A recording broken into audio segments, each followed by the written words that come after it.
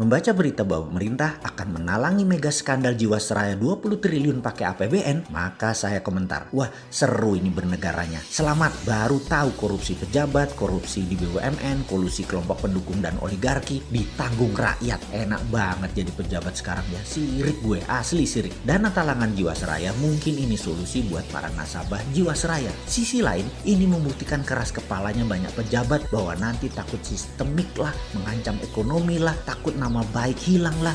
Bos, yang geblek jangan dilindungi atau kalian merupakan bagian dari sistem yang bermasalah. Biarkan yang salah yang menanggung. Kita melihat hal beginian paling gerundel, kuapok loh. Tapi begitu melihat melindungi kesalahan dan kebobrokan pakai APBN, kita berkata, kuapokmu kapan dul?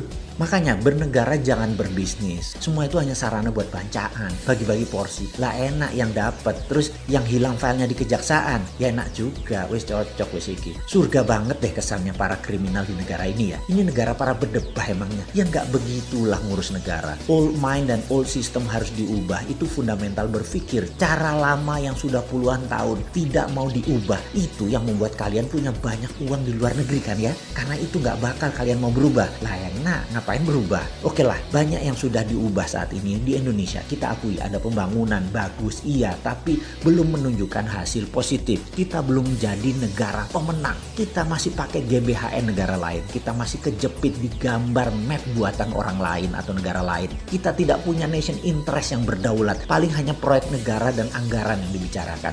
Bukan grand plan mau jadi apa negara ini. Di sini terpancing kita selalu untuk membantu dan memberikan kontribusi. Banyak orang yang kepala dingin melihat pendekatan bosman sebagai alternatif. Namun kalau otak pendek dan gak berilmu, bahkan mengirim buzzer menganggap bosman ini anti pemerintah. Gak pernah kita ini anti. Kita selalu memberikan masukan agar lebih baik lagi. Memang karena school of thought-nya beda, jadi landasan keilmuannya beda, muscle knowledge-nya beda, terlihat anti. Karena saat ini cara mendoktrinnya adalah apapun yang beda artinya melawan. Ngono ya. Padahal ini semua adalah perilaku alami. Contoh ikan selalu berenang melawan arus. Hanya ikan mati yang ikut arus. Begitu cara melihat perbedaan. Lupa, buzzer mah gak peduli sama bangsa negara ya. Pokoknya hanguskan orang yang berbeda dengan pejabat sekarang. Pejabat sekarang selalu benar dan berpikir untuk rakyat. Tidak ada cara yang lebih baik dari cara pejabat sekarang. Titik. Mudah-mudahan gak resesi 2 kuartal berturut-turut. Kalau ternyata 3 kuartal ke depan minus, bahkan 4 kuartal minus, yopo.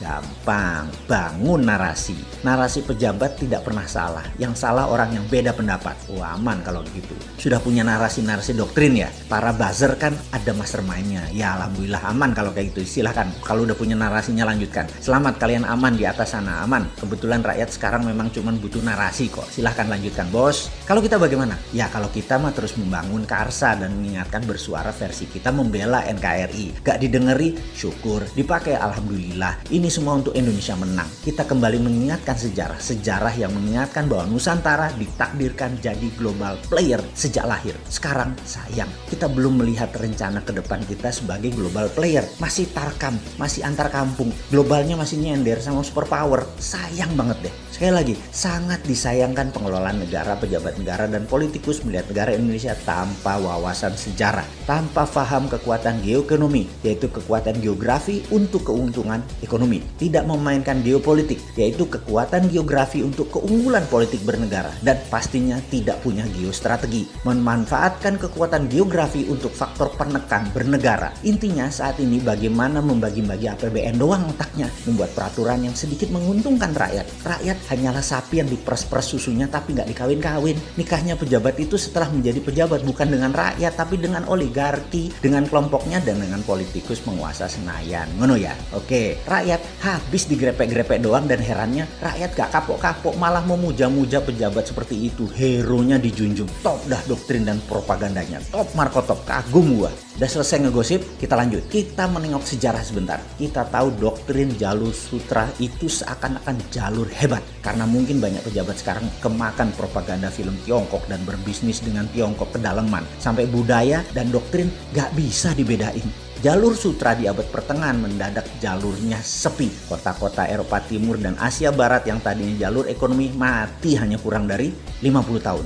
50 tahun dari apa? Dari majunya dunia maritim perkapalan di abad 14 dan 15 sehingga pada perjanjian Zaragoza dunia dibagi oleh dua raja laut. Portugis di sisi timur, Spanyol di sisi barat. Ini kayak kita sekarang Tiongkok Amerika lah kira-kira ya. Spanyol ke Amerika Utara Selatan, Portugis ke India sampai timur jauh yaitu Nusantara.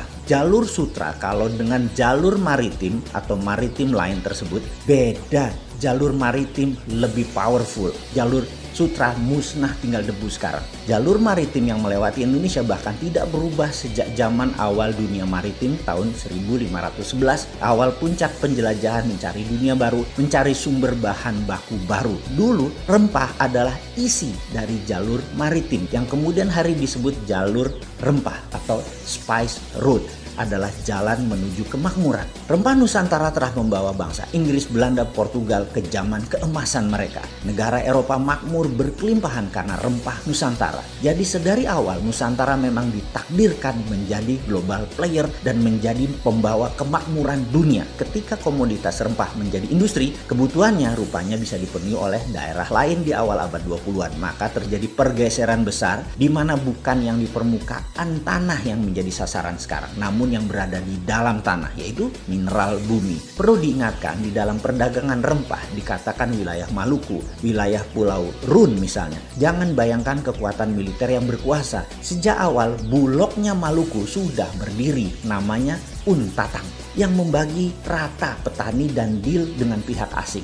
Pedagang Arab, pedagang Tiongkok, sampai Portugis, Inggris adalah Untatang ini. Baru ketika Belanda kemaruk, greedy dan tamak, mereka membuang 15.000 penduduk wilayah penghasil pala tersebut, tinggal tersisa 1000-an dan ada banyak pembunuhan terjadi. Ini namanya perampokan atau state sponsor terrorism. Hasilnya diambil habis-habisan sampai jatuh nilai pala tadi, namun Belanda sudah kaya raya. VOC tepatnya kaya raya. Terus bergilir, kemudian masuklah ke komoditi lain yaitu karet, teh, kopi, coklat. Kemudian bahan baku tersebut semua akhirnya dikuasai oleh VOC. Apa pelajaran yang bisa ditangkap kali ini? Ingat, pelajaran bukan okupansi militer sejak awal, tetapi okupansi ekonomi. Jadi bagi saya bullshit bekerja sama dengan Tiongkok dan IMF itu bullshit besar. Foreign direct investment yang ada di otak pejabat adalah pemahaman anak bangsa yang otaknya sudah terpesona oleh globalis. Ini sebenarnya penjajahan sama seperti VOC di awal masuk selama 200 tahun sampai akhir tahun 1900-an kira-kira. Di saat dunia bergeser jauh di mana rempah bukan lagi primadona tapi sumber di dalam bumi yang jadi primadona seperti minyak, gas, batu bara dan mineral lainnya. Jadi sekedar mengingat, apapun perusahaan asing masuk ke Indonesia menggarap, mengambil, mengelola isi bumi Indonesia,